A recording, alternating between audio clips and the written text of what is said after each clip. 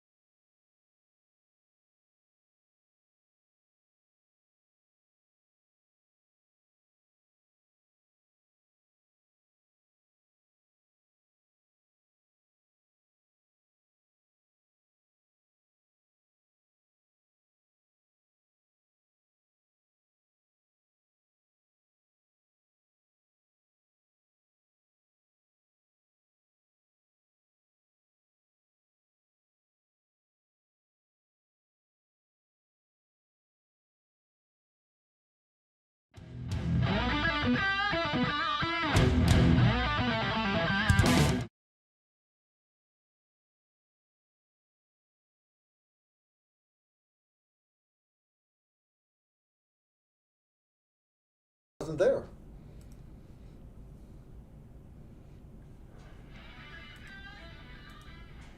Okay, you guys got me now, though. Can you guys hear me now? All right, we got sound. All right, all right. Whew! All right, can you guys hear me okay now? When you switch back to that picture of the air jump you made with the castle, sound came on. Yeah. All right, can you guys hear me okay now? Let me know. Put it in the chat. All right, I'm gonna click my mic on. Funny shit. Funny, funny, funny, funny, funny, funny. All right. All right, let's see. There your sound is working. Okay. All right, guys, I apologize for the delay here. We've been having technical difficulties. Normally, and we've got different cameras, a wide, a close-up, everything. Well, it all, we've got boards with buttons and all kinds of stuff, and sound boards, and right, we try to give you guys a professional product, right? I got a nice soundboard, guys. I mean, I got a nice soundboard. I got all this stuff. The problem, though, is it all plugs into my laptop. And I need a new laptop. We know we need a new laptop. The battery's dead in my laptop. If you unplug it, the computer only lasts about 20 minutes before it dies. No big deal. I always keep it plugged in, right? I need a new laptop, but I can't afford a new laptop, so we keep using this one. So anyways, we moved it to the man room. We're in the man room. We've been filming in here all last week. I already had everything set up, lighting set up and everything. Why not? Well, Nick, we'll just film in the man room. No big deal. And he's still got all his camera equipment and everything set up, and we got a teleprompter and everything. Cool, right? Cool. But the problem I run into is we brought all the cameras in, and I was working in my office on my laptop, working on our Home Defense Pistol 1 and Home Defense Pistol 2 classes, the program of instruction and the slides, because there's a lot of classroom work in it and stuff. I was working on that when I had to move the laptop in here. I unplugged my laptop, brought it in here. I thought I plugged it in, and I didn't plug it in. So Nick set everything up, all the cameras, everything was working great. And then he went home to dinner, and I went and got dinner for my beautiful wife. I come down here and get ready to start. Of course, like 5 minutes till, and all of a sudden, whoop, dead laptop. You can't just plug it back in, because the battery's so dead now, because I'm literally running this smart board, a sound board, 2 separate cameras with 2 separate screens, all this other stuff off of the laptop. So anyways, it all shit the bed over and over and over and over again. So my son has been pulling his hair out because he takes it personal. We're 25 minutes into it, and he thinks that, you know, he let me down. It's not, he didn't let me down. It was me. So anyways, it's on my to-do list, guys. I will buy a new laptop, all right? I will. I'll buy a new laptop. Just probably not for quite a while. So anyways, you know, it is what it is. So anyways, welcome to Tactical Rifleman. I hope you guys can hear me good. I'm looking at this. This is not moving at all. New stream starting. All right, so that is, all right, so I don't have a chat from you guys at all or nothing. All right, I have the chat up from the old live stream, not the new one. Oh, you can't even make this stuff up. No big deal, no big deal. All right, so here's the deal. I don't have access to the chat right now, so I need you guys to, if you have any, super chats or any questions, anything like that, let me know and put it in the chat room, and my moderators will let me know. I bet you I could open up, because I know that's open. What about if I went right there? We go. I see a chat rocking. I got a chat rocking here. I do. I see my chat. All right. OBS. All right. I'm going to make that a little bit narrower so I can see my chat a little bit. There we go. All right, guys. I'm trying hard here. All right. All right. So anyways, I got all these other camera screens up, but none of them are working. Steve Holland is here. Steve showed up on time, guys. He did. Steve showed up on time, and Steve was depressed when I told him we were going to have to cancel the live stream because he says he's got a bunch of great stuff to deal with you guys tonight. So I'm like, Nick, you can't quit. I was getting ready to cancel it, guys. Get ready to cancel it. You know, a good consolation, though, that's some good freaking coffee right there. That is some good coffee. Wow. Guys, 5 Stone Frontline Coffee.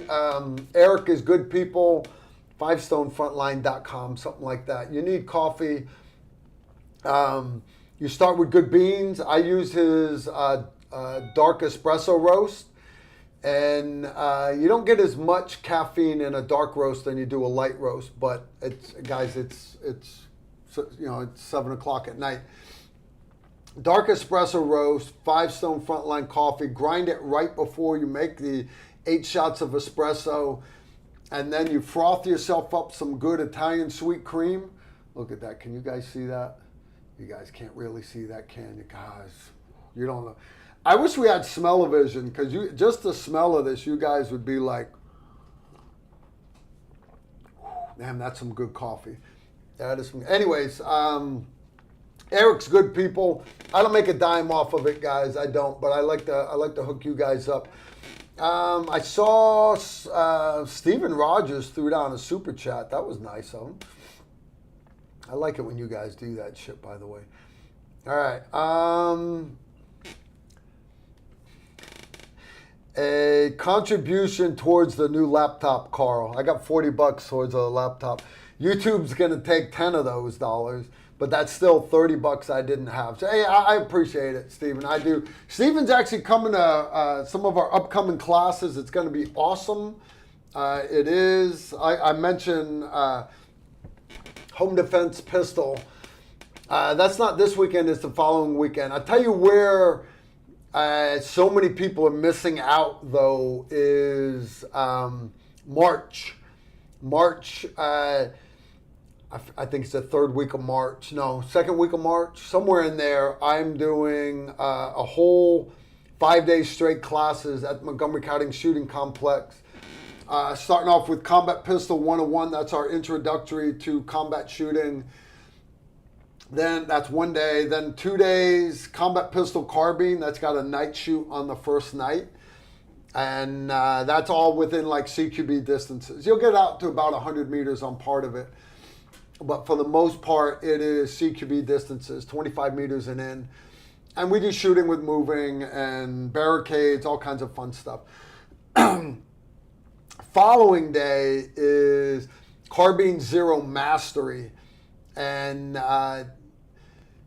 we added that class because when we do our advanced pistol carbine class, I got so many people that would show up, and the first couple hours was supposed to be confirm everybody's point blank zero, right? If you don't know what I mean by point blank zero, if 5.56 gun, you want to hit a head size target, you do a point blank zero. For 5.56, it's basically 200 meters. The bullet will not rise more than 5 inches or drop more than 5 inches out to about 230. So you'll stay inside a head size target if you zero at 200.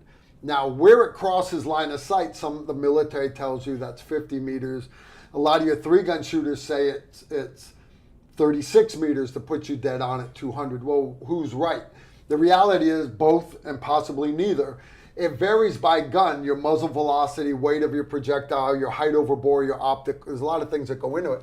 So rather than arguing 36 is correct or 50 is correct, the end goal is you want to be dead on at 200.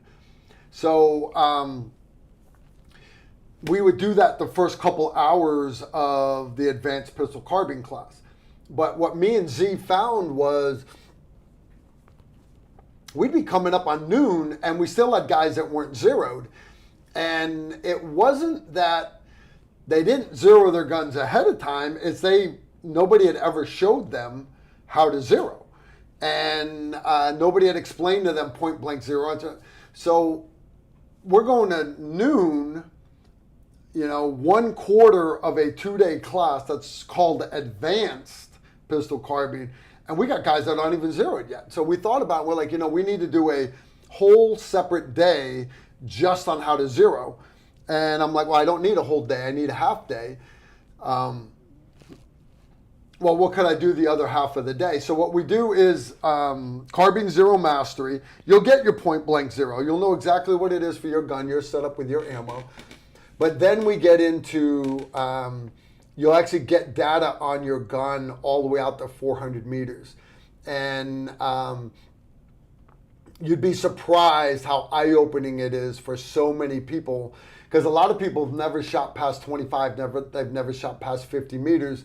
And all of a sudden I'm bringing them out there and I'm like, yeah, you understand you can knock down steel plates easy at 300, 350, no problem. And it's a big confidence booster. So that's Thursday that week. And then Friday, the 5th day, is our Battle Rifle 1 course. Now, Battle Rifle 1 is all targets 50 to 300.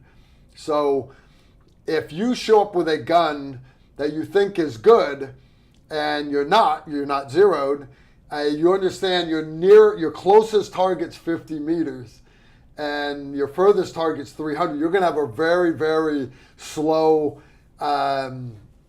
overwhelming, extremely embarrassing day if you don't have data on your gun. So I encourage everybody, if you want to take Battle Rifle 1, come the day prior, take Carbine Zero Mastery. For example, Crystal Leglet, I don't know if she's in the chat room right now. Crystal signed up for Battle Rifle 1.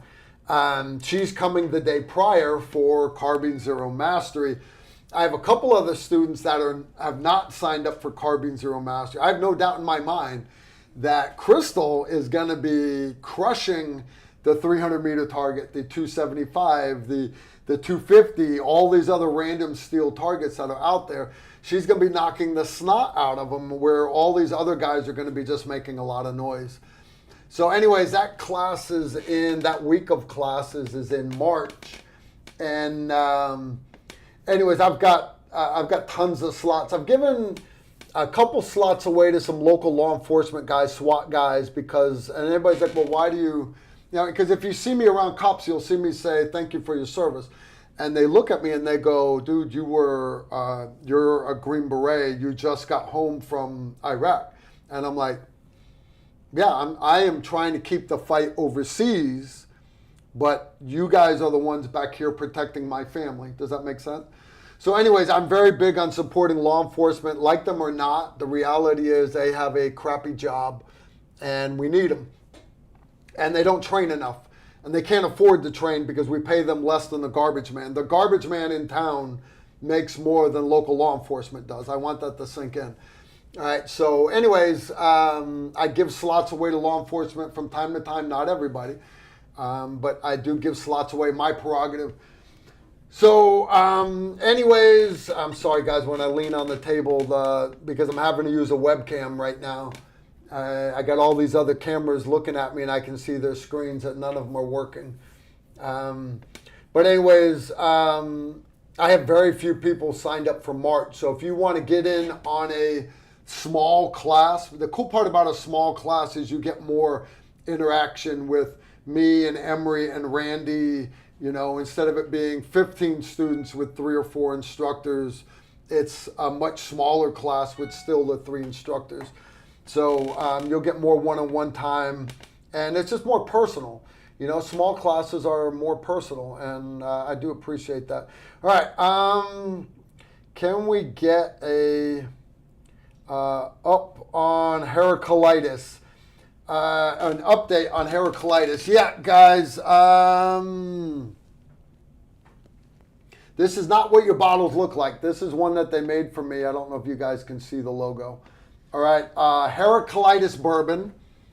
There's some internet friends of mine. Her name's Brickell Clark. Her better half Joe. They are.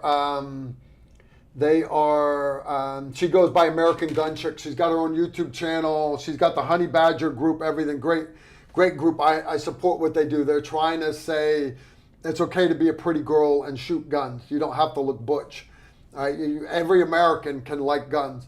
All right. So, anyways, they started a little side gig doing bourbon, and their first couple of barrels, they reached out to me and they said, "Hey, Carl, we want to do a barrel for Heraclitus bourbon. It's been aged 4.6 years, and good bourbon, and in the barrel for 4.6 years."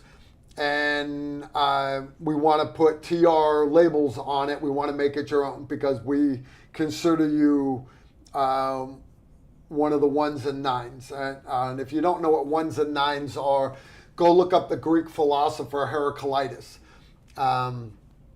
His whole thing was out of every 100 soldiers on the battlefield, 10 don't even belong there. 80% are just foot soldiers, but 9% are the actual war fighters, and they will make the day. But that 1%, that's that hero that will lead everybody to victory. And so Heraclitus bourbon is about celebrating the nines and the ones in your life. And it doesn't have to be people in the military. If you have a hero, could be your father, grandfather, uncle, whatever, your female math school teacher, whoever was a hero in your life, you can give them a bottle of this bourbon or drink the snot out of it. So anyways, we've been waiting. They've been having a legal runaround, and I didn't even realize you're going to bottle anything. Even the labels have to be approved by the Food and Drug Administration. Makes sense, right? You're going to sell a can of soup.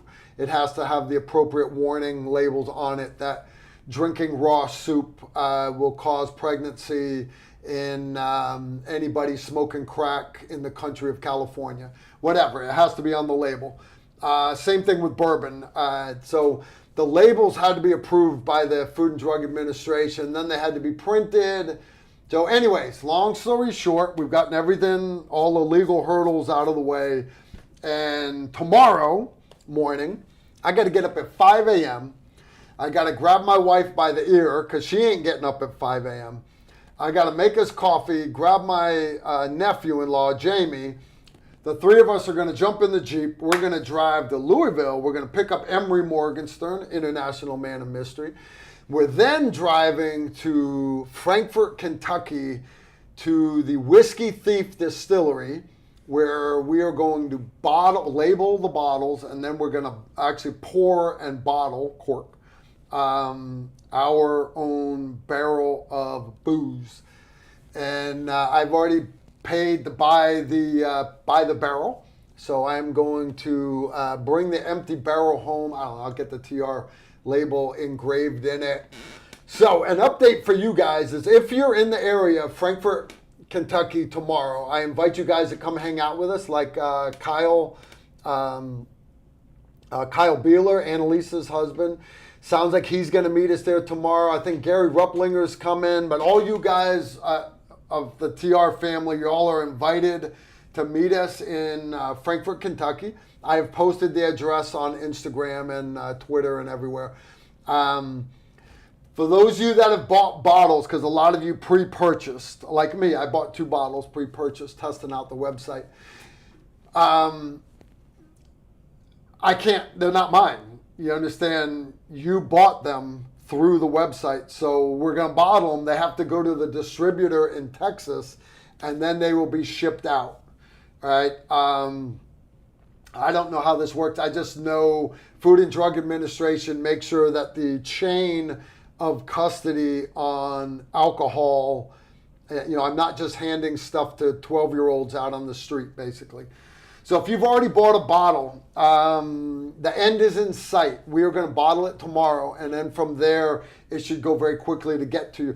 For those of you that are interested, you would like to get, I think they've got 40, maybe 70, however many bottles. It's a big barrel. We've got dozens of bottles of booze left. It's not even in the bottles yet. We will be, they are still available to purchase at the Heraclitus bourbon website. Maybe donate, if you can put the website up in the chat room for me, I would appreciate it.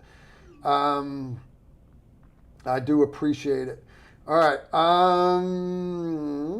Le Blanc, he threw down 5 bones. I look forward to hopefully trying some TR bourbon next month in Florida. Rangers lead the way, brother. Leaf, I will bring a bottle and we will crack it at the Tuesday night live stream. Those of you that don't know, I want to say it's the 3rd weekend in March.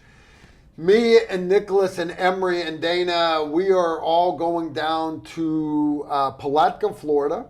And I have volunteered to be one of the squad leaders. And Nicholas is going to film us running the next bunch of students through Airborne school and jump refresher. If you're already Airborne qualified, you still got to go through jump refresher. So Leaf LeBlanc, and Leaf LeBlanc actually jumped into Panama with a Ranger Battalion. Leaf hadn't jumped in a while, got out. He actually cut 70 pounds to make the weight limit, and he was in class with my son Nicholas, and we became great friends. Leaf is a patron of ours, great guy. And then David Duenas and his daughter Ashley and Chris Smith. And I've met so many of you guys down there at Palatka, Florida. So whether it's Andre coming down or David Duenas or any one of you guys, if you want to get in on it, rcptusa.org. One thing I will say is that the class is full as of right now. That said, there's already a waiting list. And if you reach out to me and say, hey, Carl, I tried to sign up. Here's my name. Send me an email, tacticalrifleman1@gmail.com. I will do what I can to get you bumped up the list so I can have you in my squad. I would love to have a whole World War II airplane full of tactical rifleman fans, right? Because we've done that before. We try to do it every year. So we did it in June.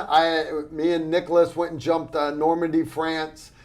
And it was me, Nicholas, Emery, David Duenas, his daughter Ashley, and then on and on and on. We had a half a plane filled with tactical rifleman family, and we had a blast. We all went out. And it was once in a lifetime experience. That's what we're going to do in March. So Leaf, I'm excited to hear you coming down. With your broke neck, you should not be jumping. I know me and my artificial knee, I'm not supposed to be jumping either. Shh, I won't tell anybody if you don't tell anybody. All right, we've got American Gun Chick. She's actually here. Says it's age 6 years, Carl. All right, the little proof bottle said 4.6. All right, I'll take your word for it. It's been age 6 years. All I know is it's good booze. All right, Peter from, can you guys read that? It's a blue. It's hard for you guys to read it. Peter's from, he threw down 10 Hong Kong shekels. That's like 40 cents or in America. I'm joking, Peter. I don't know what the exchange rate is. Pete here, please review Door Kickers 2 games CQB. Door Kickers 2 games CQB. I will take a look at it, Peter, I promise. All right, guys, Steve went outside. I hope Steve didn't leave me. All right, other things that I want to talk about before Steve come back in. I'm long-winded. Let me get another sip of coffee. It's getting cool now, so you can take those big, long chugs. That's good stuff right there. And then I sit there after a live stream in bed and go, wonder why I can't get to sleep. 8 shots of espresso. Woo! All right, a couple of things I want to talk about is I mentioned the classes in March. I encourage everybody to sign up for those.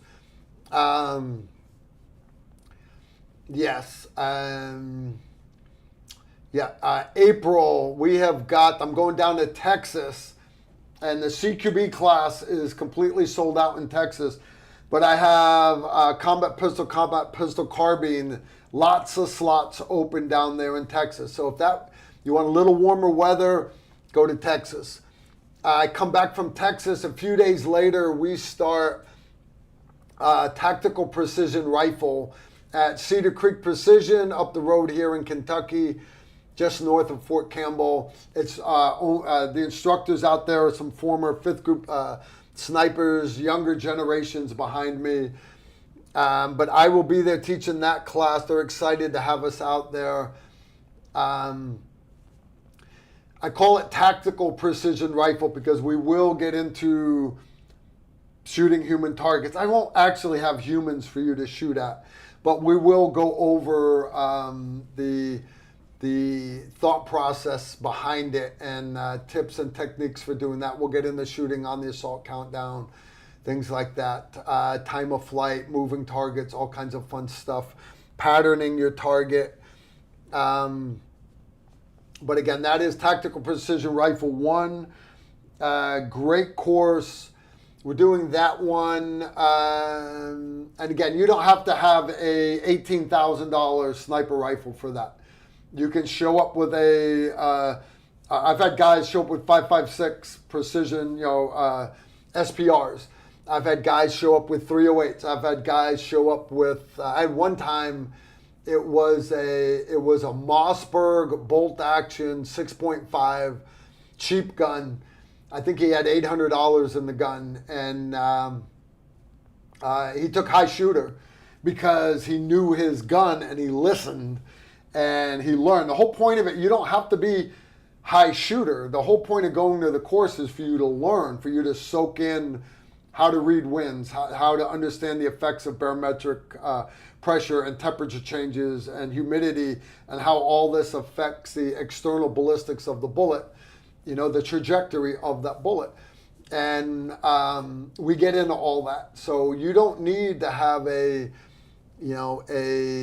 my rifle is with the optic and the suppressors, 18 grand tied up. I can't afford that. Thank you, Doc Hollywood. He was one of my students. Brad Pitt's back surgeon. Kind of cool. I'm like, dude, that's a lot of money. He's like, yeah, I spent $151,000 this year on my wife's alimony. I can afford to buy you a gun. Roger that. Roger that. Roger that. All right. So right after that, we, again, still in April, a couple days later, I start another block of classes, another marathon here at Montgomery County Shooting Complex again. So just this spring, you got March here. You've got Texas in April, early April, and then you got back here in Tennessee in April also. So you guys have got days to train. We got a bunch coming up. If you're interested in our low light, no light shooting course, that's with night vision and everything. That course is in July. We'll be doing another home defense pistol course, I think, in August. And then our whole fall is filled with classes too, guys. If you're interested, you can go to tacticalrifleman.com. And but yeah, I am excited tomorrow to go all the way to Frankfurt. I'm looking forward to seeing Brickell and Joe and all the rest of you guys. It's going to be a great time. We're going to film some content, and we might drink a little bit of booze. We might. We'll have us a good time. All right. And yeah, without a doubt, good time. Good time. 15K on alimony. Elon is going to fix that. Yeah, that would suck. All right. All right, guys. Other things that I wanted to talk about, since you guys don't have any questions, I'm not getting any questions from JT. I just had another one come in. It's from the Gus stash. You know, I'm supposed to wait for JT to send it to my phone. I'm not going to read it. I'm not going to read it till JT sends it. All right. But the next class I'm really excited about, though, guys, is in May. We call it Mountain Readiness. It is in North Carolina. It's actually not my event. It's put on by Mountain Readiness. It's called the Mountain Readiness Expo. You go to mountainreadiness.com, sign up there. It's kind of like a fairgrounds ordeal. And then we'll be camping out there. I'll have my little camper and everything. Chris Weatherman's bringing his big RV. But they set up little classrooms all over the place. Mine was this big, huge little circus tent. And they've got a little fairground indoor things, and there'll be like bazaar areas and everything. Lots of survival stuff and homesteading stuff and preparedness stuff and lots of little classes. And that's where I met a bunch of you. It's where I met Crystal Leglet and a lot of you other guys. Moody came down and visited with us. And you pay one little fee. I forgot how much it is. It's not much, but it's a 2.5 day event. You're there, and the classes are all 1 or 2 hours long, and there's at any given time there's 15, 20 different classes going on. So you go to whichever ones you want. Like last year, Susan Britcher and a couple of the other ones, they went and did chicken slaughtering, and you know, how to prepare the chicken, how to kill them humanely, and all this other stuff. And they had a great time, you know. And then my wife did one herbal infused honey for medicinal purposes. You know, I've got beehives here. My wife's like, you know, how do you actually add this stuff to the honey? And I'm like, you know, that's badass. Because honey, I don't know. I really don't know. So that was cool. So one thing that came out of my wife's like, I really wish you could have done some of these classes with me, because I was stuck teaching the whole time. So now I'm bringing Randy Rawhide-Worst with me, and Randy's going to do some classes. I'm going to do some classes, and while Randy's doing some of them, I'm going to slip away and go do a couple with my wife. So anyways, because it's really cool, so I'm actually saying there's a lot there that I want to go do myself. So again, that's in May, the first week of May. I want to say it's like 1, 2, 3 May, something like that. 3rd, 4th, 5th, something, whatever. And then I have 5 days of classes in North Carolina. Same thing. Combat Pistol, Carbine Zero Mastery, and Battle Rifle 1. Come think of it, Crystal signed up for those also. So she's taking these classes twice, which is good. I have one guy. He has taken Combat Pistol 5 times, and he gets better every time he takes it. Literally, he gets better every time he takes it. And all right, JT finally sent it in to me. All right, the Gustache 2531. His mom must have had a revolving door. All right, sir, while I was active PD, we trained with cat and soft tourniquets. Are there new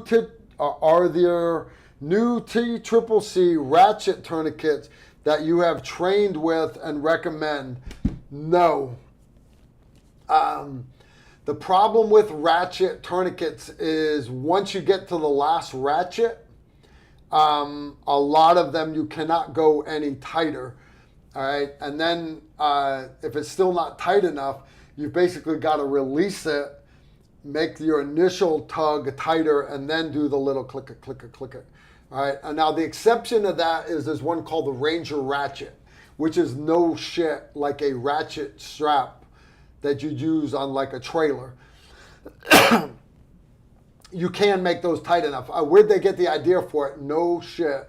The Rangers back, think Block Hawk Down time frame, back then they were no shit using ratchet straps as tourniquets. You could get it tight enough, guaranteed.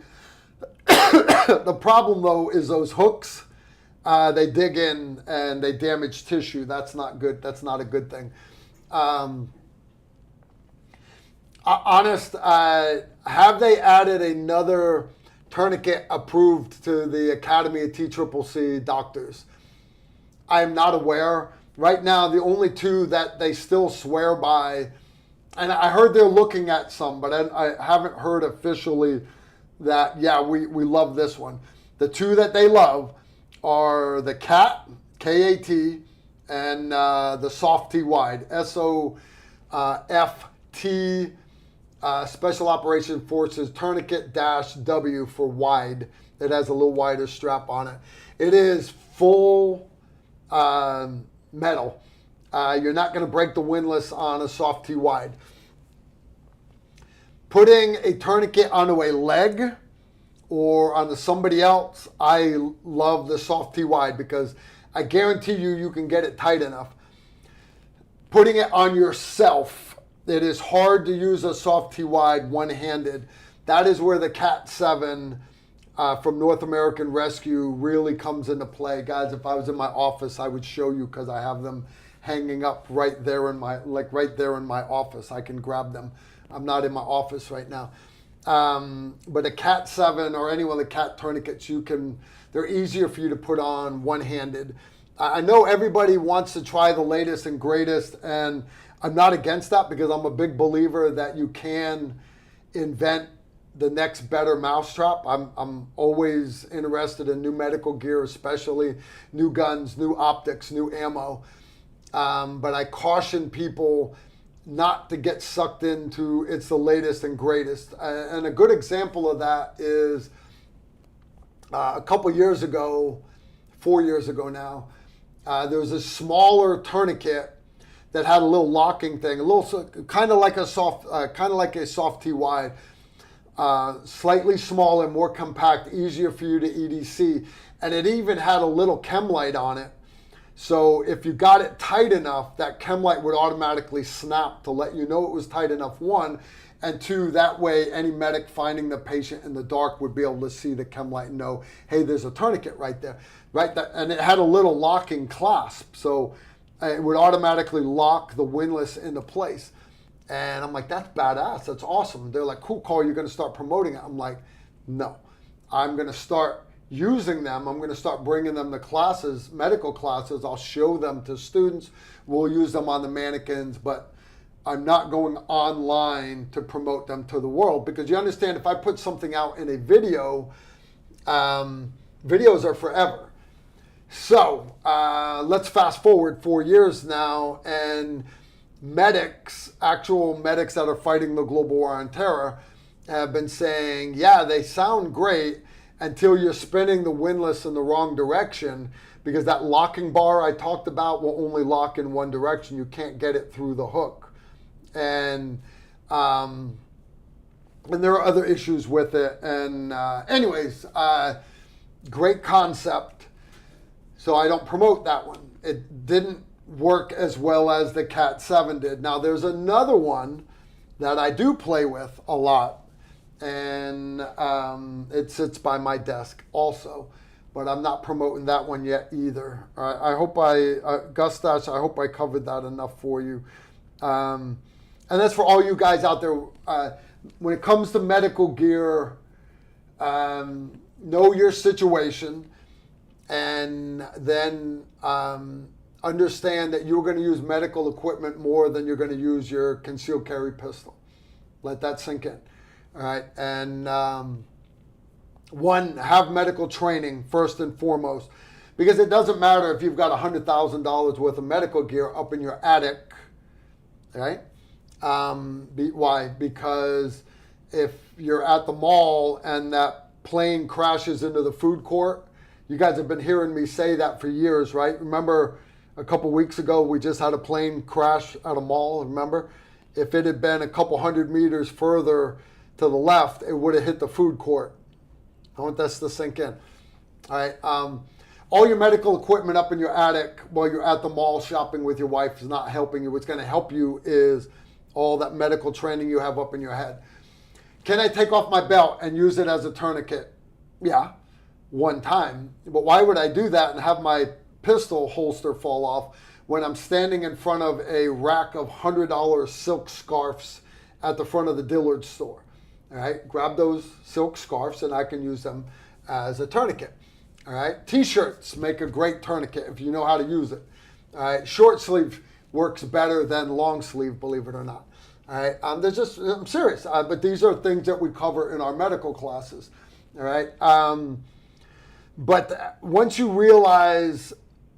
have medical training, you'll realize it is better to have an actual weapon than to have to use expedient weapons. Likewise, it is better to have real medical gear than to have to do an expedient tourniquet or chest seal or something like that. And that's when you'll see, hey, I need to invest in Cat 7, soft T wide, stuff like that. Or maybe you've got a lot of small kids with you, or a canine. If you always have a dog with you, a soft T wide and a Cat 7 don't work well on canines or little kids.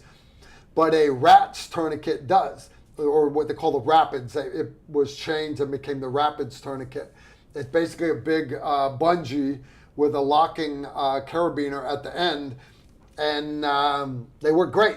A lot of people don't like them in the military, okay, but the dog handlers do. And in the military, you're never around little kids, where I'm out here with my 4-year-old niece all the time. So which tourniquet is with me more often than a Cat 7, right? Does that make sense? So anyways, because your situation is different than everybody else. But get the training first, guys. All right. Susan Britcher asks, is there a trick to sharpening knives with a pronounced recurve, such as a kukri? A kukri has the curve this way, but then it has your normal bell curve.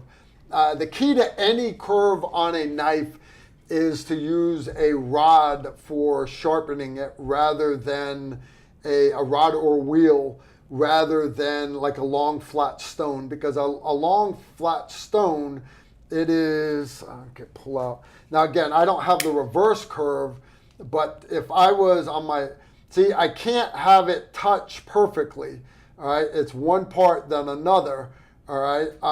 But with the curve going the other direction, I apologize, I don't have a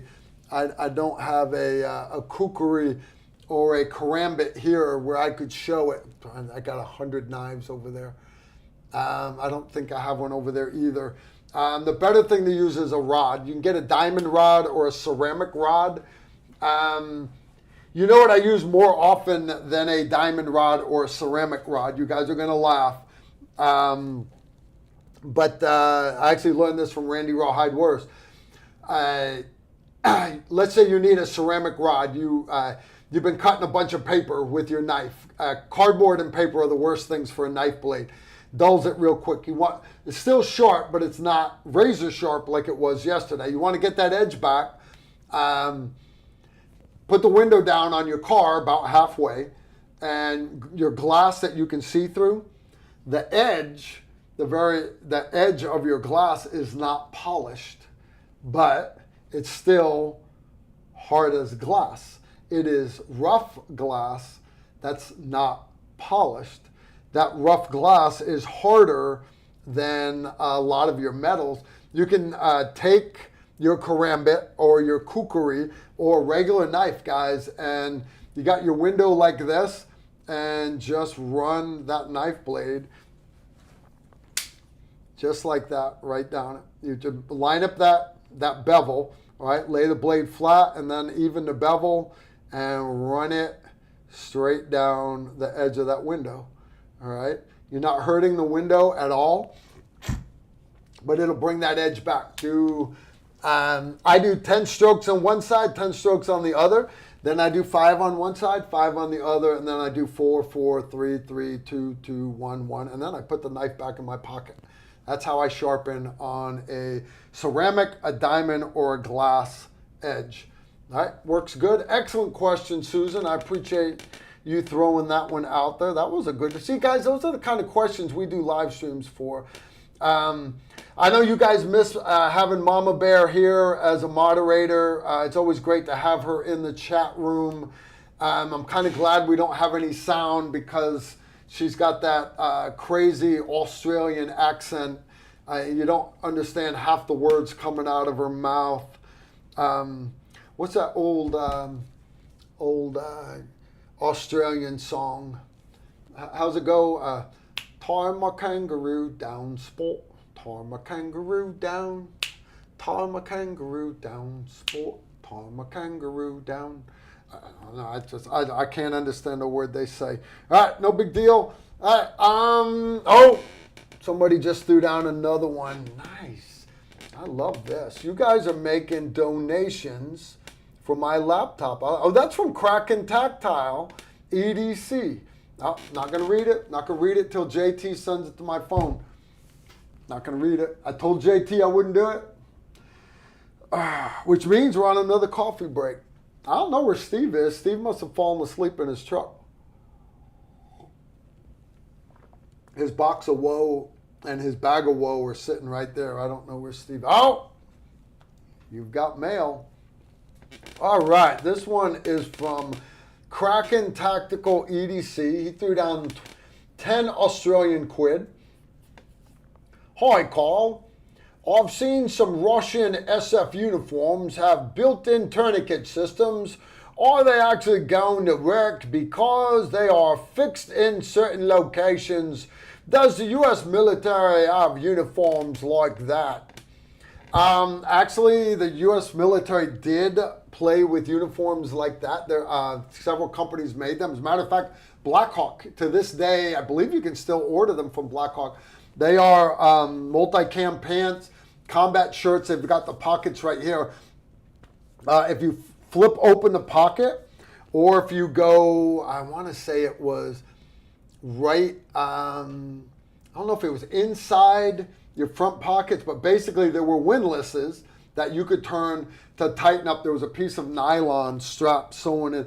The problem with this, though, Kraken, and I haven't seen the Russian ones, is the problem with it is to make it cost effective,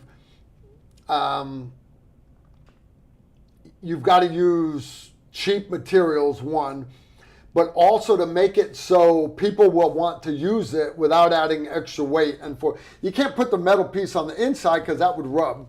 You put it right here. Now every time somebody gets something in and out of their pocket, you got a metal bar sitting there. Same thing in your groin. So the Blackhawk, I actually have a set of the Blackhawk ones. They're up in the attic. I don't use them. They're on a hanger. They're hanging up in the attic. I got curtain rods up in the attic. They're just sitting up there. What we found was nobody liked them because the concept of having built-in tourniquets was okay, but the execution of them, they just didn't work well enough. It was just easier to, the guy's been shot, oh shit, I got to put a tourniquet on him, to just grab his Cat 7 off the front of his body armor and put it on the extremity.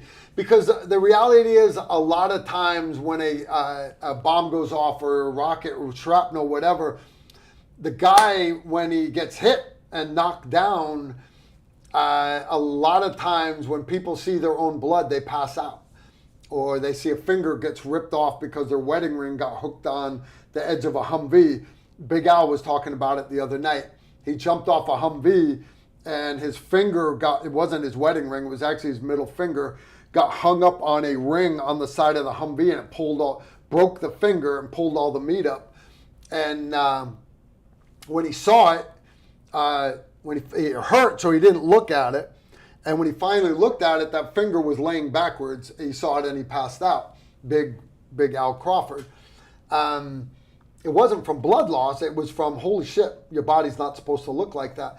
Same thing. A lot of times guys get shot. They're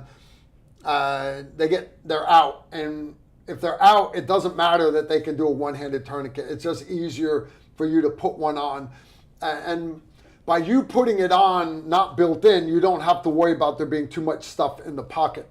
You don't have to worry about there being stuff in the cargo pockets or whatever. You can work around and put a proper tourniquet on. That's the number one reason why tourniquets in combat fail to stop the bleeding, is because the person putting it on is in fight or flight also. And often they do not check and make sure there's nothing in the pockets on the leg. And they literally they don't go all the way up into the groin because leg holsters and everything else, they end up going about the middle of the cargo pocket. And the guy will have like half an MRE in there or 2 juice boxes he took out of the chow hall, whatever. But when they go to crank the tourniquet down, it doesn't get tight enough because there was stuff in the cargo pocket. Number one reason why tourniquets fail. So clear, make sure there's nothing all the way around. I like to cut the cloth and actually make sure there's nothing compromising there, no other broken bones, stuff like that. Got one here from Stephen Rogers. Carl, did you see anything worth talking about at SHOT Show? Excellent question. Not really. I hate to say that. SHOT Show. We talked about that a little bit the last live stream, I believe. I believe we did. But the more I've chewed on it, there was a minigun there with a suppressor on it. You understand, that's not new. All that is that's like having a booth babe there wearing thigh highs and a thong. It's eye candy to bring people into the booth. So having a minigun there with a suppressor on it, that makes gun guys come into the booth. If you're just selling gun parts, like you specialize in gas blocks, that's not exciting for people to see. So you hire a stripper off the strip in Vegas to stand in your booth and hand out business cards, and everybody comes into the booth and she says, these guys make great gas blocks. She don't know what a gas block is, but she got you into the booth. So you go to SHOT Show, there's things to look at, like a suppressed minigun. And there's some cool thermals that were out there, but not anything new. A lot of new digital night vision, but again, not anything new. As far as optics go, the one I really liked was Glock and Aimpoint got together and did an enclosed optic that sits really low on their pistol. They have a special pistol, no mounting plates. The slide is actually cut to take this new optic. Okay, so what? That's whoop-de-doo. Anybody could custom cut a slide. I like that you don't have to use Glock's MOS plates because they're the Achilles heel of the MOS system. But you can take any regular Glock and have your slide custom milled to whatever optic you want. And the Aimpoint optic, it's a nice red dot, but it's just a red dot. It didn't bring anything, no new capability.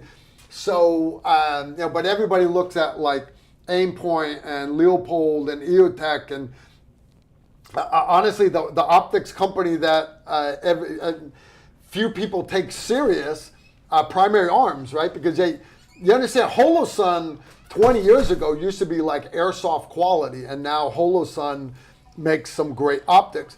Primary Arms was the same thing. They started as a company designed to make cheap optics for ARs for people that couldn't afford Aimpoint or EOTech.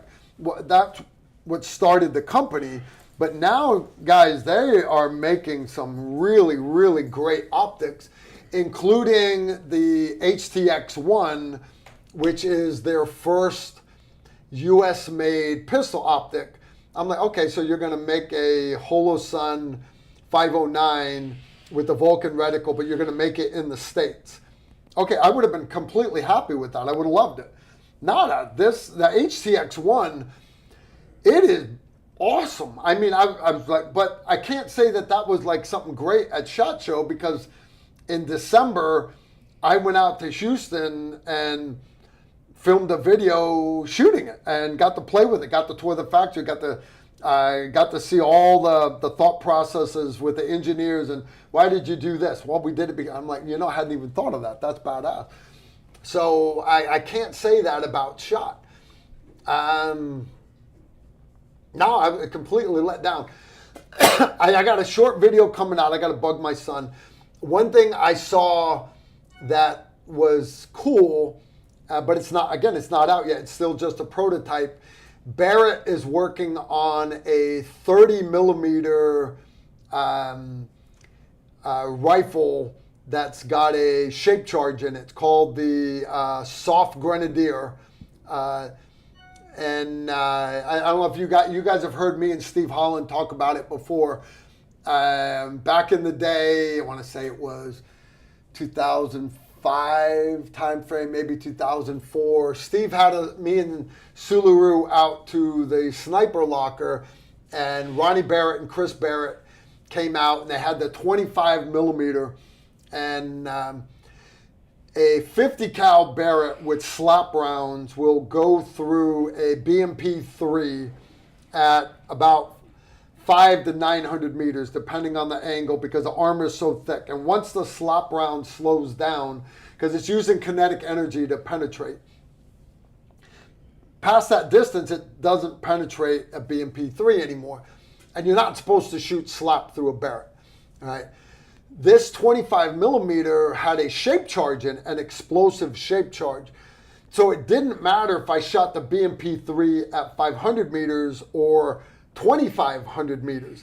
If I could lob the round and hit it, the shape charge would penetrate the exact same amount of armor at 300 meters or 1,300 meters. It didn't matter because it was using a shape charge. We loved it. Me and Sue loved it. The Big Army ended up canceling the program because a couple different reasons. Political pressure, problems with the ammo, this, that, and the other. But the desire from the warfighter never went away. The warfighter still wanted something handheld that could kill a BMP-3 at distance. So that requirement never went away in the minds of the warfighter. Well, enough people, the contract has been brought back, and they've decided instead of 25 millimeter, it's now 30 millimeter. This gun is a little itty bitty thing, little itty bitty. It will lob more than shoot flat like a bullet. I wish I had a picture on my phone. I don't. We filmed video of it. I'll have my phone, but again, it's just still in prototype phase. Barrett had no problem. I asked them if I could film it. They're like, yeah. And the new president of the company there, they got me the engineer that's in charge of that, or one of the head engineers on that program. We mic'd him up, and he told me on film all about it. They had all the different kinds of ammo there and everything. Steve's going to love this thing because when they get ready, I'll get it so we can film a video on it, and I'll make sure that we bring Steve down there for that. How you doing, Steve? Good, man. How you doing? Got your mic right there, dude. All right, guys, I'm going to slide my laptop over so you guys can see Steve a little bit better. Hopefully I don't, you guys got Steve. TR Nation, what's up, people? Oh, it's cold. I'm going the wrong It's cold way. out there. All right, guys. But as far as everything else that shot, shot was I won't say it was a waste of my time because I got to do a few business deals there. I got to visit with a lot of really good people, and I love the food in Vegas, dude. I'm not big on. I don't gamble. I don't know if you guys knew that. I honestly believe I used up all my luck overseas. I couldn't hit a $2 scratch off at a gas station. My wife likes to play the one-armed bandits, so I'll go sit by her because so long as you're gambling, you get free drinks. But honest, I love the food. I love the shows. I didn't go see any shows, but I got to take Sue and Emery to some really nice dinners, and we did this one lunch. Oh, the food was so good at the Venetian. I took my beautiful bride to the Gundy Awards. Thank you, all of you, for nominating Tactical Rifleman for one of the categories in the Gundys. I did not even know we were nominated. Otherwise, I would have tried harder. But we made the top 5 in most likely to survive the apocalypse. Okay, but we knew we didn't win. Otherwise, they would have told me to prepare a speech. But we made the top 5. So we got to do the whole red carpet VIP treatment and stuff. A chance for the wife to put on a nice dress, for me to dress up. We had a good time. And we did. We did indeed have a good time. All right, let me see. I actually have, where's that picture? Me and my wife at the Gundys. I don't know if you guys can see that. That's me and the wife on the red carpet. Funny stuff indeed. There's more pictures if you go to Gundys.com. Yeah, those are just really right there. You guys can't even see that. I hate light on these things. Sorry, guys. It says most likely to survive the apocalypse, and then they showed a little video clip of Emery and everything. And anyways, funny stuff indeed, and but not a big deal. Not a big deal. But I do appreciate y'all nominating us. All right, I had another question come in. We'll get to Steve here in a minute. Toby BMP, I found out FK Burno has not gone out of business. Their American distributor did. They have a new distributor. Would you be able to finish their full review on the PSD now? Yes. Little spoiler alert. I already filmed the video. I got to film some more B-roll for it. Shooting. I'm going to shoot some gel blocks and stuff. The FK Burno PSD compact, it has a barrel that's about 1 inch shorter. The magazine are 2 rounds shorter, so it holds 14 rounds instead of 16 rounds. It is 7.5 millimeter bottleneck casing. It hits like a freaking AK round. And the shorter barrel, you're losing 100 feet of muzzle velocity and 100 foot-pounds of energy. But if you're going to be out in bear country, you're just out hiking or whatever, I wouldn't necessarily use it for hunting, but hiking around, yeah, that was the pistol that I carried in Montana. Well, I did not go hunting. I hung out with Steve while Steve was hunting. All right, I got a couple more, Steve. But yeah, upcoming video on the FK Burno. All right, I got a couple more here. Jesse Spittler. 5 bones. Hey, Carl. Please elaborate on the MOS red dot plate being the Achilles heel of the Glock MOS. Is the MOS not ideal if I prefer iron sights? Thanks. All right, I can't grab one off the table, guys, because YouTube does not want me playing with guns on live streams. That includes, if I even hold up an upper receiver, they have killed live streams before, you know that. Modular Optic System, MOS. Basically what Glock did was instead of taking a slide and just putting holes in it for an RMR, the Trijicon RMR, which was at the time the most common red dot for pistols, but had an open emitter. And a lot of people didn't want an open emitter. Trijicon did not have an enclosed emitter. The Aimpoint Acro took a completely different footprint.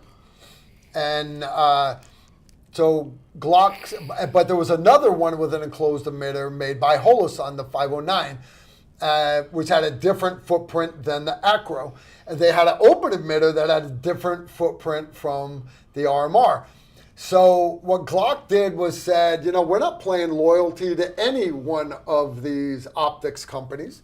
We're going to make it so our pistols can use whatever ammo you want, but also whatever optic you want. So they made what's called the MOS, Modular Optic System. They have two holes, but the holes don't line up with any of the optics. They put a plate onto the gun, and then that plate has the holes for you to then mount your optic on it. It has a plate that does the RMR. It has a plate that does the 509. It has a plate that does the Acro. You buy the pistol, it comes with like 4 plates and 4 or 5 different plates. Of course, my Holosun that I wanted, I had to, when you buy the optic, it actually comes with a plate for the MOS. Works out good. I don't mind it, but the Achilles heel, the reason why I call it the Achilles heel of optics going on pistols is because the screws are going vertically. That optic, even if you have it lugged in properly, that still screws are designed to hold pulling up and down, not left to right. That shears screws. So just adding an RMR on a pistol, the weak point is not the optic, it's those 2 little screws. All right. When you use the MOS plate, you have 2 screws holding your plate, but then you've got 2 other screws holding your optic. So now you have 4 screws. They're in different places, but you now have 4 screws instead of 2. And I make it about 6 months because understand I am racking doing one-handed reloads and one-handed tap racks on barricades, on my holster, on my belt, on the steering wheel, on everything. I'm not using my rear sight anymore. I'm not using the corner of the slide. I'm using that optic. I am beating the optic on the side of the barricade. And it works. It works very well. But it's not going to work very well 3,000-4,000 times. I do it 3,000-4,000 times in 6 months, demonstrating it for students and practicing for when I have to do it to students, right? And inevitably, what always happens is inevitably the screws loosen up or the screws break. And I love my Glock 45 MOS. That is my favorite. That is my work pistol.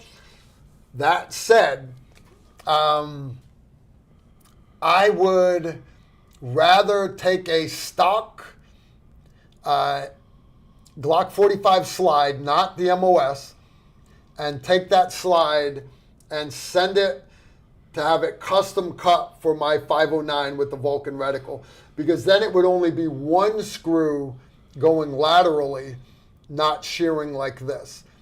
It would be like the same way your EOTech or your Aimpoint are being held on your carbine, with 1 long thick screw going sideways.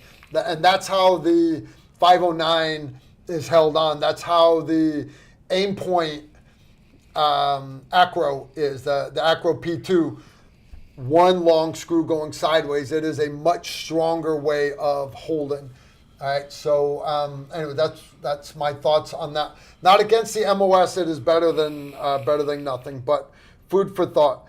All right, Steve, I got just a couple more. How you doing, buddy? Good, man. Good. Doing good. All right, I got 2 more. This is from Andre Godley Cooper, 10 Bone. How you doing, Andre? Good evening, my brothers and sisters. Blessings and love to you all and your families. Andre, I'm going to hold you to it. You promised you would come down to Palatka, Florida in March. Honestly, dude, if you bail on me, I understand. But if you show up, I appreciate it. And Andre's good people. If he bails, we don't understand and we don't accept it. Andre, you're my brother. I love you. But I hope you can make it in March.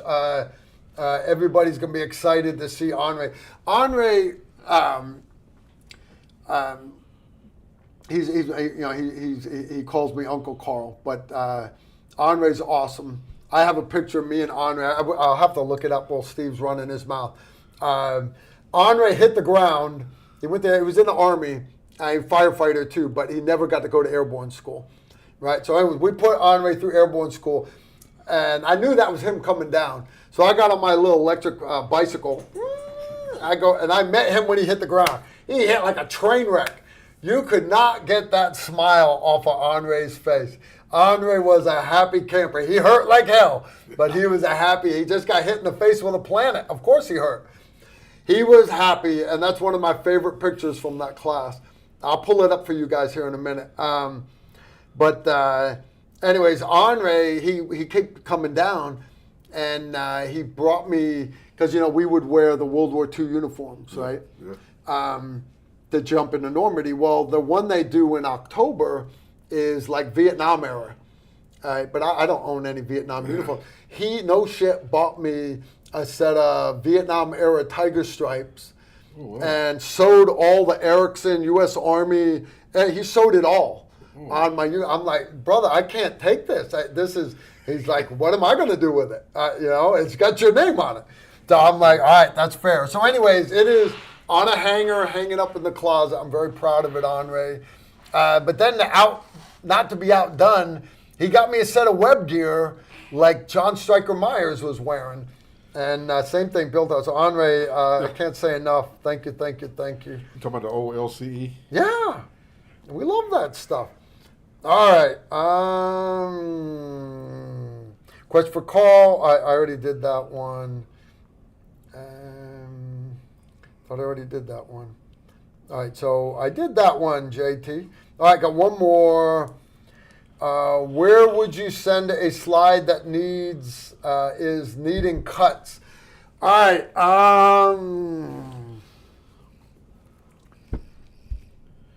I got it. It's in my notes. But I'll tell you what, I have a company I recommend to have slides cut for optics. I cannot remember it off the top of my head. I will look it up and I will have it for you next Tuesday.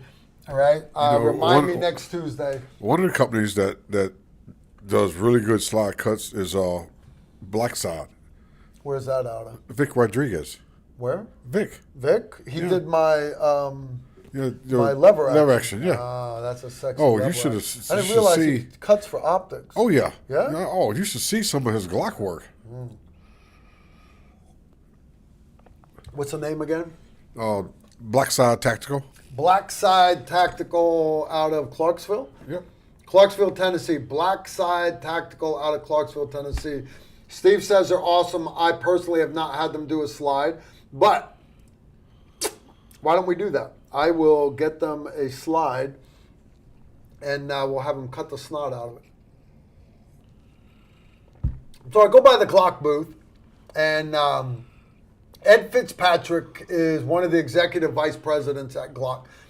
I think it's marketing or something. And he just got back from being in Hawaii for like so many months. So like his hair is long, like he's, the guitarist in the old 70s band Rush or something, Long hair. I didn't even recognize him. And he's like 6'12", big tall guy. But me and him, he got me on Gunny Time. I don't know if you guys know that. I did 2 episodes of the TV show Gunny Time. This is after Gunny passed away. I've met Gunny a couple times. I wish I could call him a friend. He's a great guy. Only met him a few times at SHOT Shows. But he passed away right when they were getting ready to film the last season of Gunny Time. He was supposed to retire after that season. So they had a few Hollywood fans be the hosts of the show. And in my case, it was not Alec Baldwin, it was Adam Baldwin. He was the guy that played Animal Mother in the movie Full Metal Jacket. You remember Animal Mother with the M60 machine gun? You can talk the talk, can you walk the walk? Anyway, that Animal Mother was the host of Gunny Time for the 2 episodes that I did. But anyways, I became friends with Ed Fitzgerald at Glock. I saw him at SHOT Show, and he's telling me about these new things that Glock has. And I'm like, I really need one of these and one of these. He's like, yeah, done deal. I'll get them for you. Thanks for reminding me. I'm going to have to... I want to give a shout out to... I got to follow up with him on that. Give a shout out to Miss Sarah. Miss Sarah. Gun and Knife Works.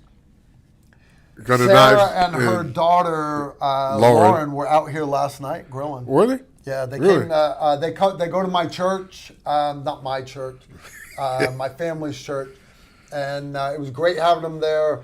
And we did a Belgian waffle breakfast afterwards. Okay. And I'm like, I've got Randy and Big Al coming up to film B-roll for our videos that we did, and I'm like, they're gonna come up. Do you want to shoot? And they're like, sure.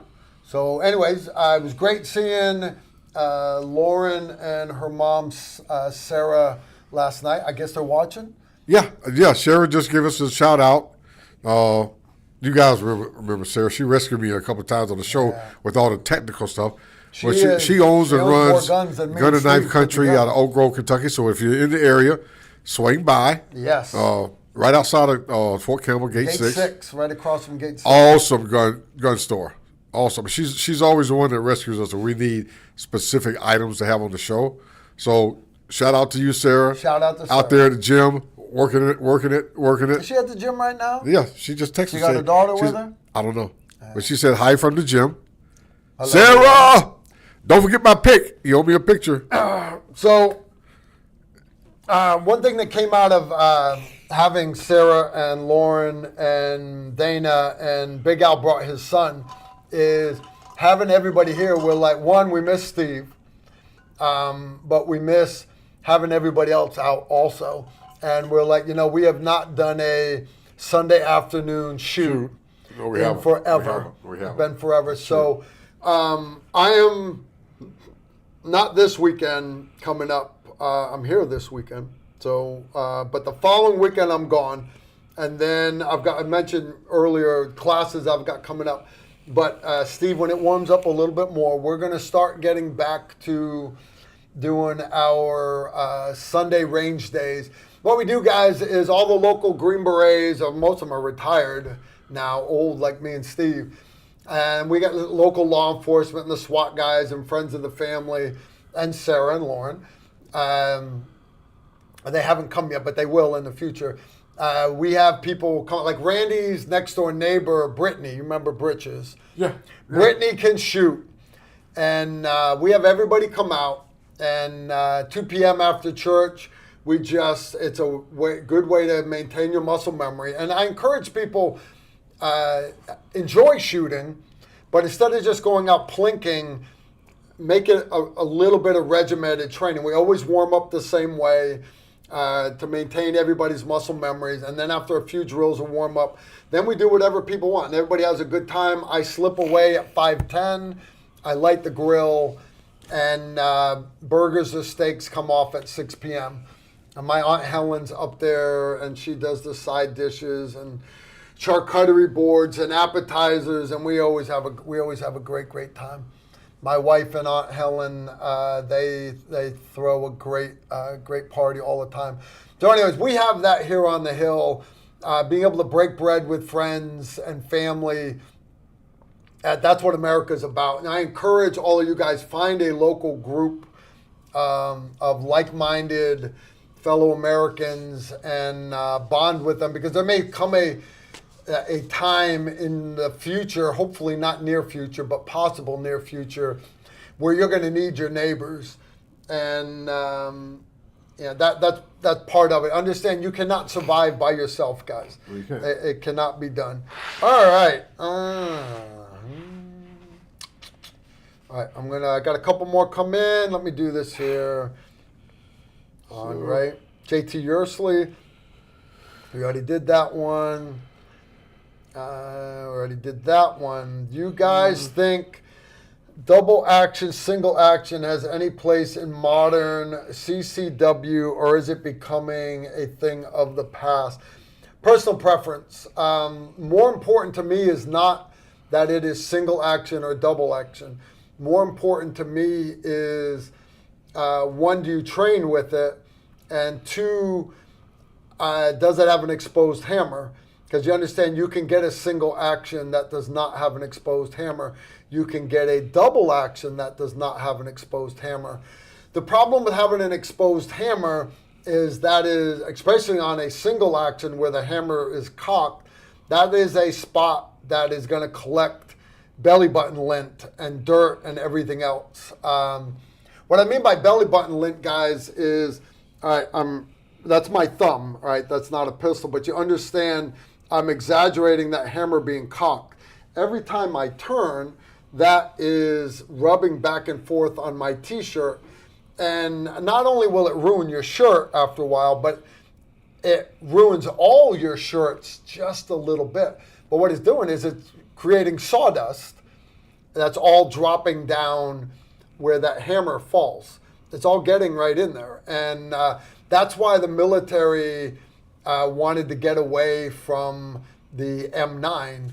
It's why because that exposed hammer, double action. I don't have a problem with double action. I prefer double action over a single action. Not a big fan of the 1911 simply because of the exposed hammer.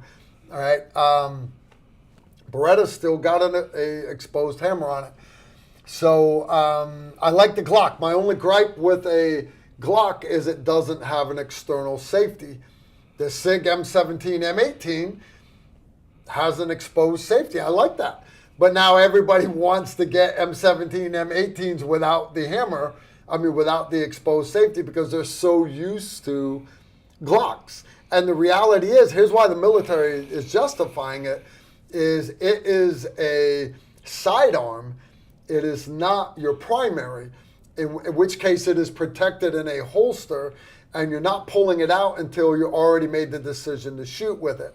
Your primary, though, needs to have a safety on it, that selector lever, right? It makes sense, right?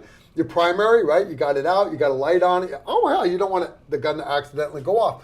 Okay, you're nodding your head, right? So if your primary has to have a safety on it for that reason, for a concealed carry pistol, isn't that your primary?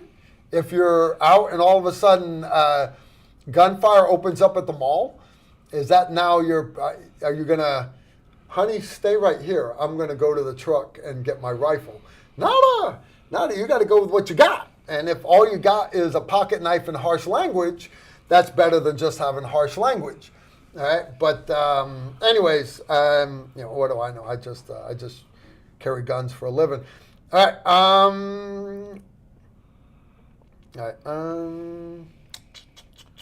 All right, I missed one here. Let me go back. All right. I'm submitting my 17 slide. If you need one, it's a Gen 4. Yeah, all right, that's from JT. JT is volunteering his slide to get cut. I will take you up on that, JT. I will. Felix. Hey, chat tomorrow. Yes. All right, I got a guy texting me. That's the president of Night Vision Guys. .com. He's a great guy. He doesn't know we're doing a lot. He knows we do our live streams on Tuesday. I will chat with him tomorrow about filming some videos for him. All right. I told you guys I wouldn't finish the live stream till after I'm done my coffee. What's up with you, Steve? What you know? Oh, just taking things day by day, brother. Day by day. How about them Eagles? Oh, my gosh. I was like, Chiefs didn't stand a chance. That was hilarious. I was just overly anxious as the game started. I said, man, that first chance they had, and, you know, the penalties and everything else, and then they scored. I said, man, they got to keep the pressure on. But I had no idea what was going to happen for these next 3.5 quarters. Oh, my gosh. What an awesome defense. I've never seen Patrick Mahomes under pressure like that. That was absolutely incredible. It was, and I've been a Chiefs fan off and on, big Ravens fan, love the Washington Commanders, but my gosh, what a show. So what I want to do, as we were talking, I was incorrect.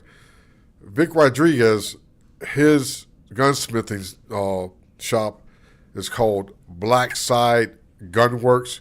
It's on, it's on Instagram, and I'm not really super duper good.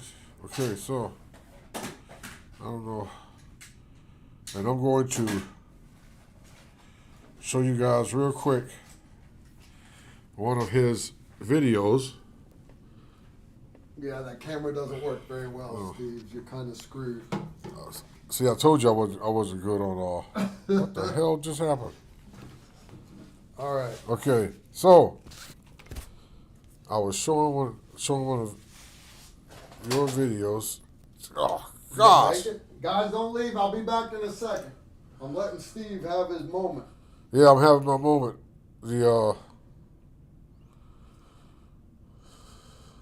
Gosh. Come on, don't die. There's so many people on Instagram that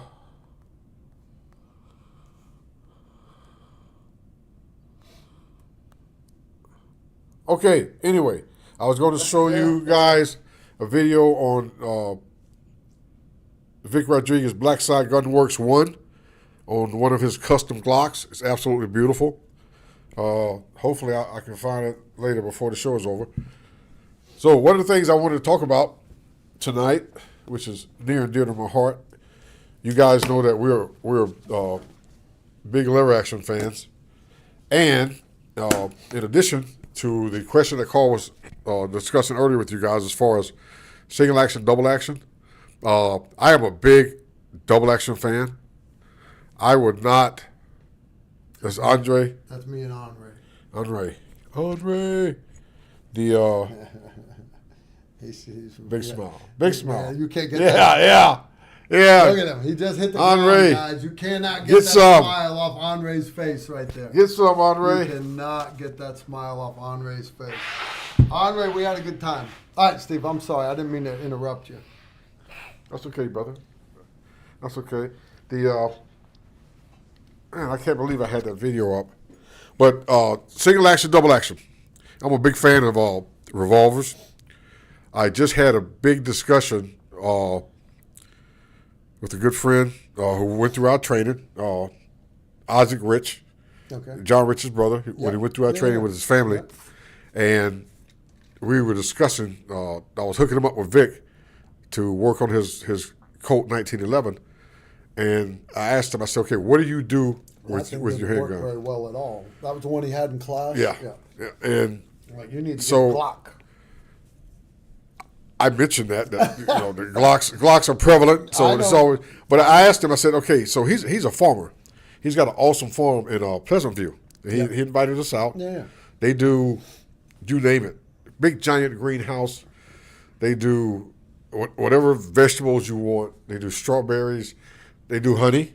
Really? Yeah, he does honey. Cool. And so I asked him. I said, what are your needs for a sidearm, for a handgun? And he explained it to me, especially being a farmer. And I told him, I said, you ever thought about a revolver? He goes, well, and then I walked him through the advantages of a revolver over a semi-automatic when you are not a high-end user and you're out and about on a gazillion-acre farm. Yeah. And four-wheelers, stuff like that. Yeah, I mean, everywhere. And he talked about, you know, vermin, skunks, possums, coyotes, stuff like that. And I explained to him why I use a Smith & Wesson Governor. And he said, Okay.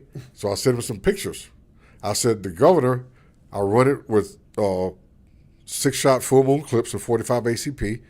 I run it in a 45 Colt when I'm carrying my Henry X 45 long Colt lever action. So I'll match with ammo, just like they did back in the cowboy days. Then I showed him, I said, the Smith & Wesson Governor double action will shoot 410s.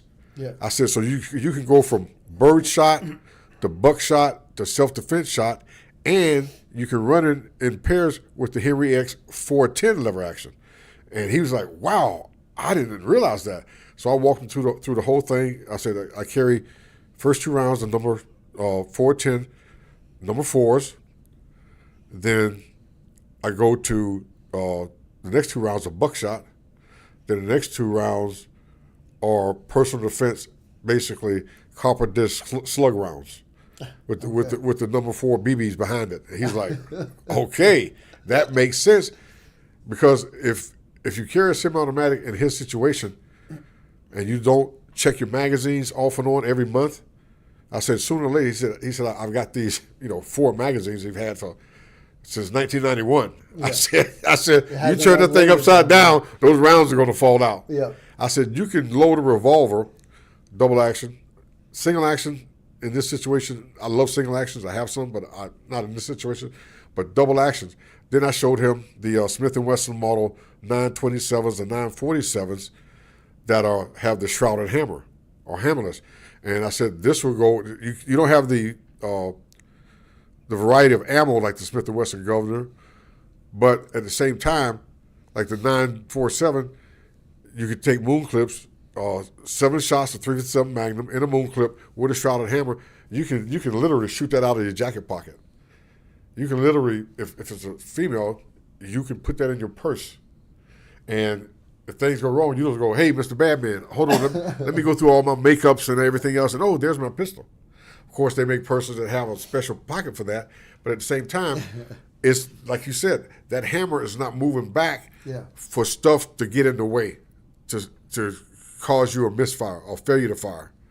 And that is one of the best things, because you can load a revolver, I'm talking double action, and put it in your bedside lockbox, or some people under your pillow, which I don't understand why people would do that. I mean, my wife is always like, I'm always sleeping over here because you have these flashbacks and coming out. I said, that's why I don't put a handgun under the pillow, because it might go, But revolvers are so high in reliability, and that's the main thing you want, reliability. You can load a revolver and go back 10 years later, and it's going to shoot. And I'm talking about not you guys that are into these video games and all this other stuff, and you shoot often, like Carl. Carl shoots often. Labels his magazines, numbers his magazines. Always know which magazine is which, how long it's been loaded. You always want to check that. Now, Glock magazines, as compared to other magazines, are really reliable, but at the same time, when something goes bump in the night, okay, you're not in a gunfight, okay? It's not going to be, the two-way range where some guy, is going to breach your door with a breaching charge, comes running in your house to steal your TV, and he's all kitted up and ready for assault, okay? A revolver, to me, is a start. It might be the end, but it's the start to work my way to something else, okay? So keep that in mind. Single actions, even though in the Wild West, and you got, Val Kilmer as Doc Holliday, and Tombstone, and, I forget which one, but a couple of them, like Doc said, he goes, you're probably drunk. And the guy goes, he's probably seeing trouble. He said, well, I got one for one for each of you, okay? But double actions, especially, I remember when I used to do a lot of classes at Thunder Ranch, and I got to talk with Clint Smith a lot. And I mean, he's an awesome instructor. His knowledge base is out there.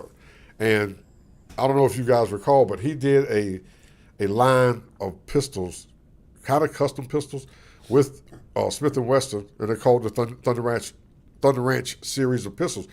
They're the end frame double action, I think 4-inch barrel, and they run off of moon clips. And I'm telling you, if you're going to work a revolver, work moon clips.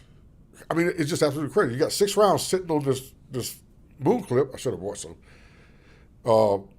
But as soon as you drop them, eject them, you don't have 6 pieces of brass falling on the ground. You got one single piece with 6 pieces of brass locked into the moon clip. You drop that, slap in another moon clip. It's like a speed loader without the extension. Yeah. So 6 rounds go in, held together, shoot them, pop all 6 out, put in the next 6. The Taurus has a Judge, which shoots 45 long Colt and 410. The Smith & Wesson Governor shoots 45 ACP, 45 long Colt, and 410. I don't see how it can do both.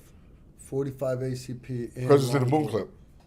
Because it's on a moon clip. Yeah. Okay. Oh, that makes total sense. Yeah, because remember you got 45 ACP is semi-automatic rimless. Yeah. So now you can't put moon clips on the 45 Colt because it's already rimmed. Yeah. So the Okay. okay, and so that's something for you guys to think about. And when I was talking to Isaac, he said, you know what, I'm going to look into that. So that's why I was telling Sarah, she owes me a picture. So Sarah, I need a picture of the governor. We had a yeah. Go ahead. We had a question come in. I don't want to blow you off. No. This one's been a few minutes. Tracker asked, Carl, could you go over your IFAK, which is individual first aid kit that is attached to the rear of your battle belt with heavy duty Velcro? Which manufacturer? It's a great idea. All right, so I just happened to be out at the range yesterday with Sarah. All right, so this happened to still be sitting in here. My gun belt, guys, and this is, it's official, it's ready now. So if you guys want to order the Tactical Rifleman gun belt from ATS Tactical Gear, it's from a company called ATS Tactical Gear. It's in Oak Grove, Kentucky. I want to say it's atstacticalgear.com or whatever, but just put in ATS Tactical Gear and their website will pop up. Got an inner belt, outer belt. It does not come with the ALS holster, but it does come with the drop piece. And the reason why I didn't want it to come with the holster was because everybody's got different guns. All right, but everything else, tourniquet holder, double mag pouch, and they have a Kydex insert in them so that your mags don't fall out. But this one still has retention.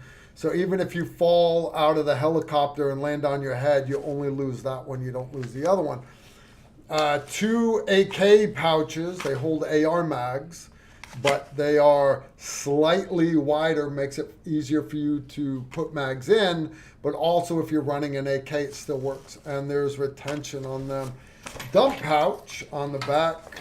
But this is what he's actually talking about. At the small of my back is this med pouch. This is actually called their bleeder pouch.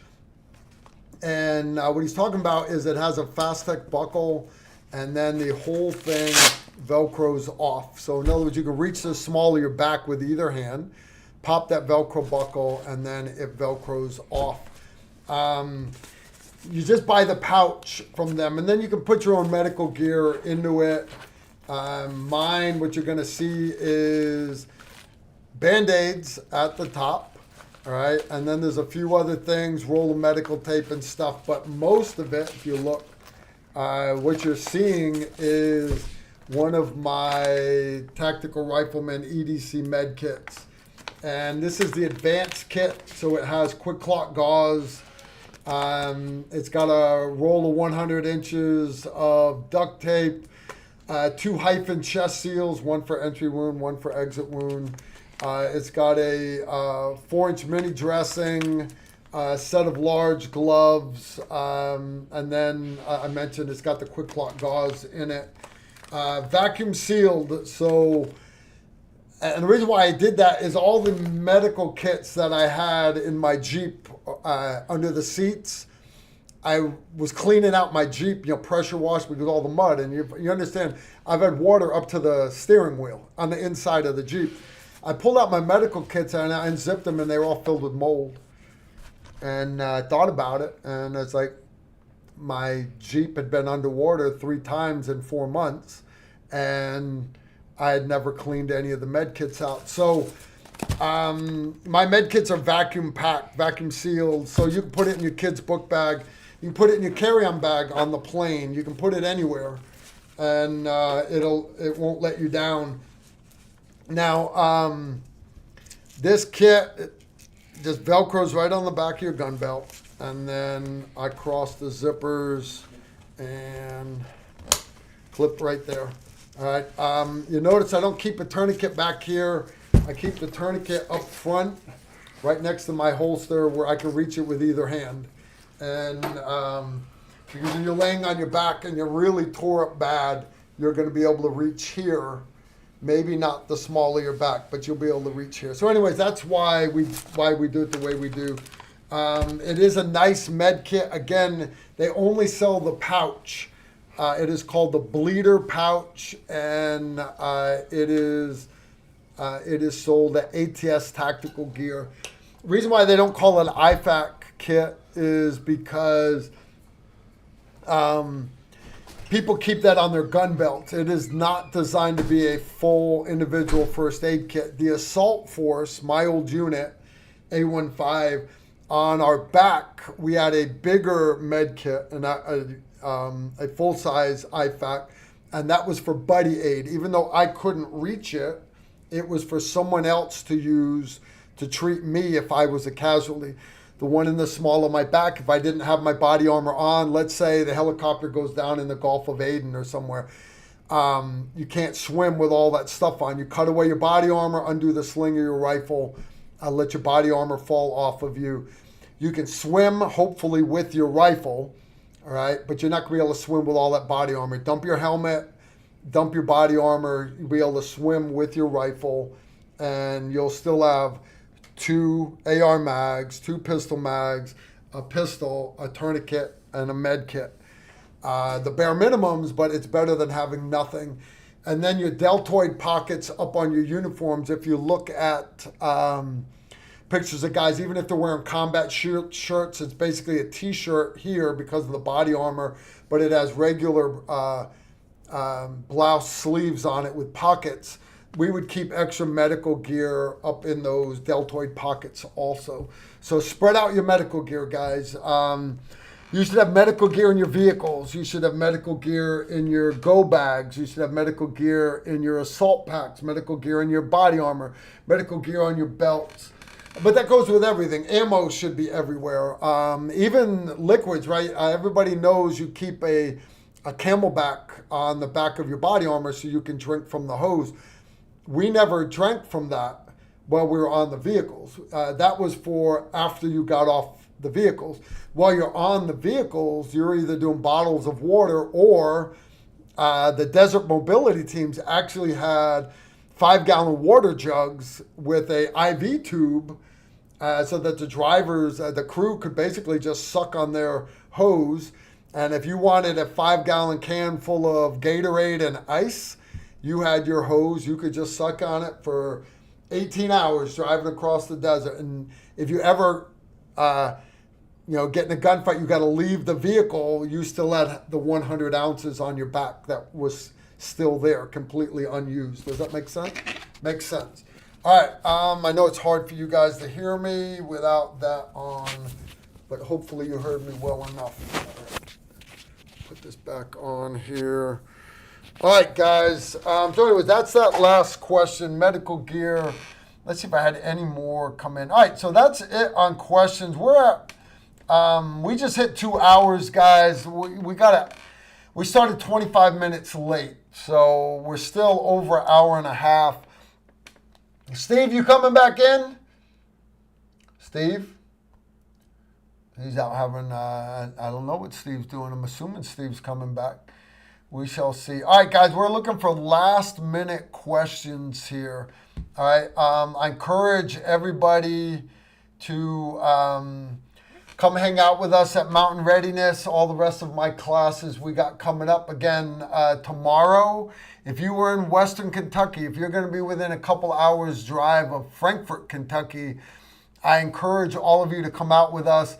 Hang out with me, Joe, Brigel Clark, and Emery Morgenstern. We are going to be bottling bourbon. And indeed, we are going to have us a great, great time indeed. We will. We're going to have us a good time bottling bourbon. We love to bottle bourbon. I've never bottled bourbon before. But I want to support Brickell and Joe because they're good people, good Americans. Emery's hoping she's got some honey badgers there. But we shall see. JT just said you are caught up for now. All right, so no other questions. All right, I brought Steve his 5.7 pistol back. I shot some body armor with it. That's another video we filmed for you guys. We filmed 21 videos off of our list of 38 videos. That's still a lot because you guys know we only put out one a week. So I've got enough videos to last us a while. That's all the talking parts, some of the shooting. But it rained cats and dogs while the film crew was here. So that's why I had Big Al and Randy come over yesterday. And Emery was here. We filmed a bunch of B-roll. But I've still got so much more B-roll I've got to film. And for example, I've got a CO2 pistol that shoots pepper balls, like OC pepper ball, mace, tear gas powder balls. And I got to find a demonstrator to let me shoot them with that. And I got to film more B-roll with the Henry Homesteader. I know a lot of people are like, oh, Carl, you're a sellout. You're doing all these product reviews. You're getting paid to do it. No, I don't make a dime off the Henry Homesteader. I've got so many guns I haven't done videos on that they want me to do videos. I'm like, no, you want the gun back, you can have it. They're like, no, keep it. Okay. But so why am I doing a video on the Henry Homesteader? Because everybody's like, Carl, you're a shill. You're just doing this video because they're paying you to do it or they gave you a free gun. No, I'm doing a video on the Henry Homesteader because the Henry Homesteader is an awesome gun. It is the anti-AR. It's got all the features of a AR carbine, but it's got a wooden stock. And so in other words, if you live in an area that frowns upon black guns, it's a pistol carbine, pistol caliber carbine. Right? It's badass. So anyways, I'm a big fan of the Henry Homesteader, especially for those of you guys that don't live in America. If you live in California or New York, you're not allowed to have ARs. The Henry Homesteader is a great, great option. So anyway, I got a bunch more filming to do with that. Steve, we're getting ready to wrap up. Okay, right. Okay, guys, real quick. When you guys ask me a question, I'm kind of ADHD when I say, hey, I got. Anyway, back to double action revolvers. Where's the camera? Which one? This one? Right there. Okay. These are moon clips. You want me to do it, Steve? Yeah, you do it. So that basically, it holds when I talk about the clip, they call them full moon clips because it's round. It's got cutouts, so it holds the cartridges. When you eject this out of your pistol, all 6 spent cases come out. Then you slap another 6 in. It's the speed loader from hell for revolvers. Okay, regular speed loaders have that extension on the back, and it's kind of bulky. It takes up a lot of space. You got to have a really long pouch for it. Moon clips, you don't have to worry about that. I had a question come in. First off, a couple questions. First off, are my med kits back in stock? Yes, they are. I apologize, the commercial wasn't up earlier, but we had a bunch of technical difficulties before you got here. Yeah. Anyways, my med kits, and we sell tourniquets too, guys. If you go to tacticalrifleman.com to sign up for our classes there, you'll see we also have a store. And my med kits, and then you get stickers and patches and stuff. But my med kits are the big thing that I sell. Why? Why don't I sell guns and ammo there, guys? Because I honestly think if you're going to spend your money on stuff, med gear is what you need to buy. I already know you guys have guns. I already know you guys have ammo. You need to get good med kits. The other thing, a couple of you guys had mentioned in past live streams about me promoting my military life reference manuals. And what these are, guys, is let's say you know somebody in the military or law enforcement or whatever that's having issues. Maybe it's anger issues or depression or financial issues, whatever. They go to the first couple pages here and they look up whatever issue they're having. All right. Finances. Here's another one. Entitlement. And they're all in alphabetical order. All kinds of stuff, problems, hardships, marriages, the insecurity, infertility, whatever your issue is, there are lists of places to go read in here. Guys, the rest of it is Psalms, and it's got the U.S. Constitution in it, but it's Psalms and the New Testament. And I'm not a Bible thumper, but I'm telling you, you don't even have to be religious. You can be atheist, you can be Jewish, you can be a devil-worshipping Muslim. I don't care. It really doesn't matter. You go to those pages that it tells you to go to and just read those sentences, those paragraphs. You don't have to call them verses. You can call them sentences and paragraphs because that's what they are. You read them, and you know what? When you get done reading them, damned if you don't feel better. It does, because it doesn't say, if you have anger issues and while you're reading this is going to make you feel better, unless you're a Jew or a Muslim, in which case you're screwed. That's not what it says. It's not what it says. It says, read this and you're going to feel better. So anyways, I don't know how many of these we mailed out. My wife wanted me to remind you guys that we don't care how much the postage is. We will pay your postage. And the postage is a lot sometimes. I sent some of these to Susan Britcher. She actually paid her postage because I sent them to the other side of the planet. Yeah. All right. Thank you, Susan, for paying the postage. But me and my wife will pay your postage to get these to you. And here's why this is important, guys. The holidays is a rough time of year, and we made it through the holidays. We did. We made it through the election, and January 20th, right?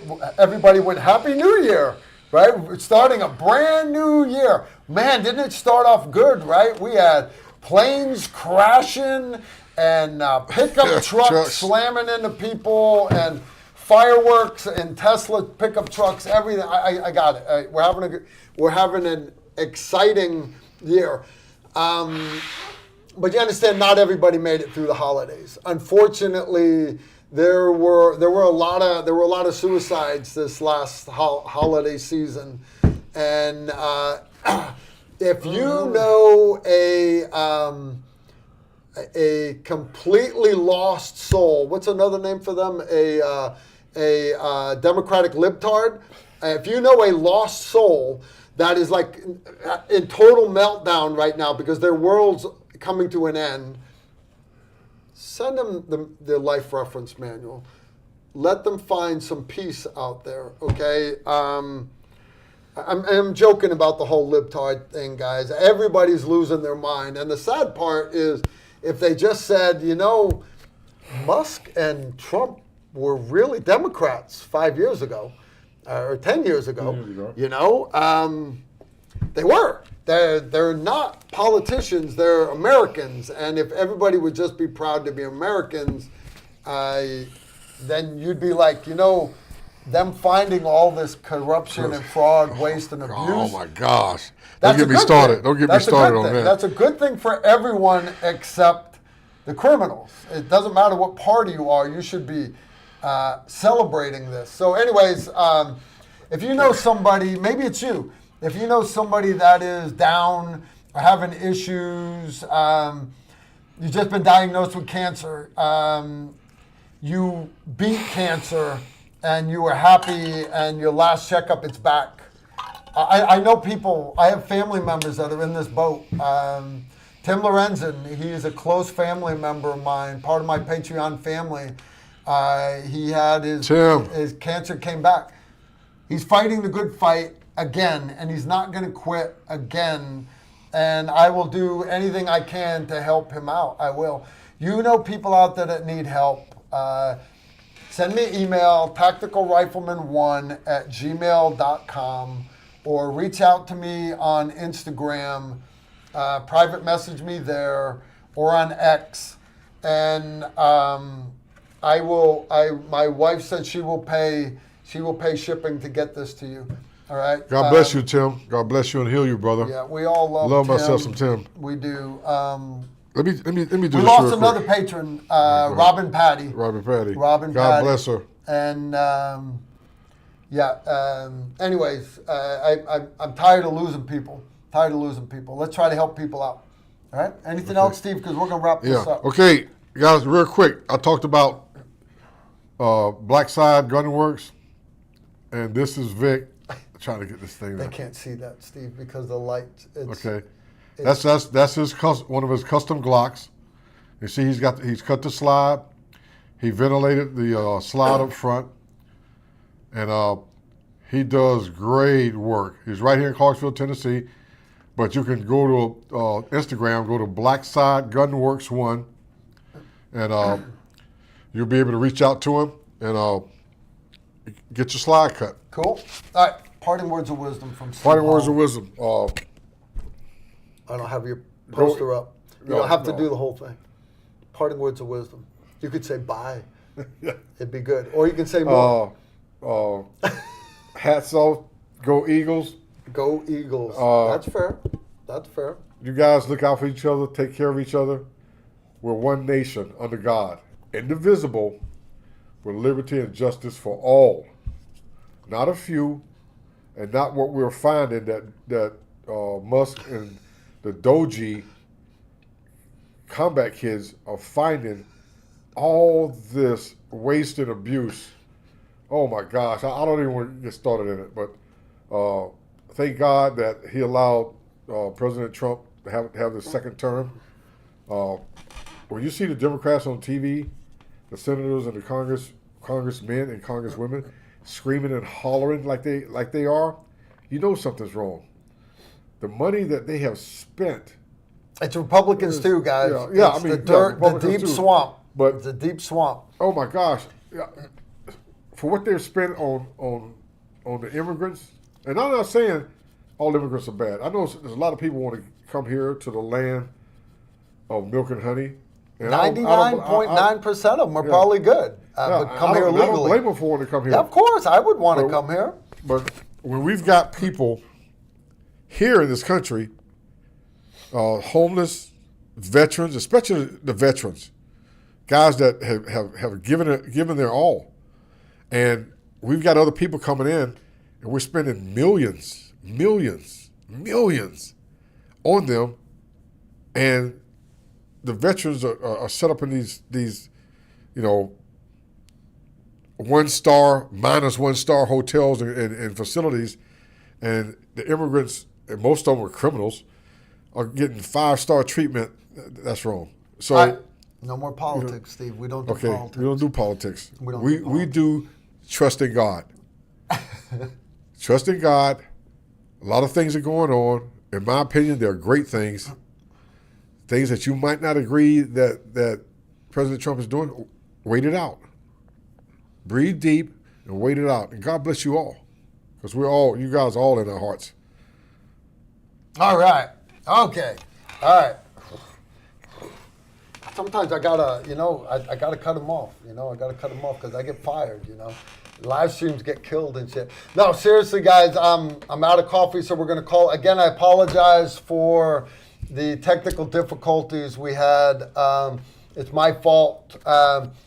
Those of you that donated for a new laptop, I'm gonna start an envelope that says new TR laptop, and I will put.